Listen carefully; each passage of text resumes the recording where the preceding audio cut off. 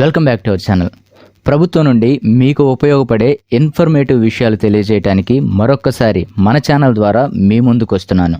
అంటే ప్రభుత్వ పథకాలు, ప్రభుత్వ ఉద్యోగాలు, ప్రభుత్వ బడ్జెట్ విషయాలు, వీటి ద్వారా మీకు కలిగే లాభ నష్టాల గురించి క్లియర్ కట్గా తెలుసుకుందాం. నేను చెప్పబోయే ఈ అంశాలు మీకు నచ్చినట్లయితే మన ఛానల్ని ఖచ్చితంగా ఆదరిస్తారని కోరుకుంటూ మీ అనిల్.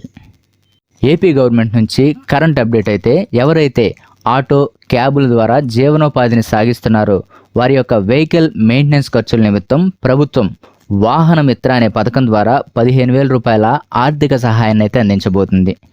ఈ యొక్క అప్లికేషన్ స్టార్టింగ్ డేట్ వచ్చేసరికి 17/9/2025 నుండి 19/9/2025 వరకు అయితే అప్లై చేసుకోవచ్చు. దీనికి అప్లై చేసుకోవడానికి మీ యొక్క సచివాలయాన్ని అయితే సందర్శించవలసి ఉంటుంది.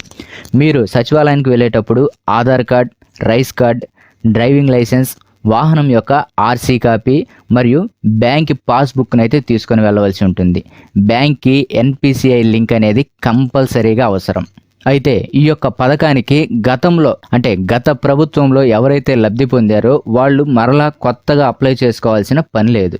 మీరు సేమ్ వెహికల్ని కంటిన్యూగా వాడుతున్నట్లయితే జస్ట్ మీ యొక్క కేవైసీని సచివాలయానికి వెళ్ళి అప్డేట్ చేసుకుంటే సరిపోతుంది.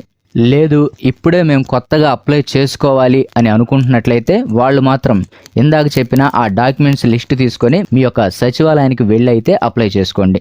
ఇలాంటి మరిన్ని ఇన్ఫర్మేటివ్ వీడియోస్ కోసం ఛానల్ని సబ్స్క్రైబ్ చేసుకొని పక్కనే ఉన్న బెల్ ఐకాన్ని ప్రెస్ చేయండి. Thank you for watching.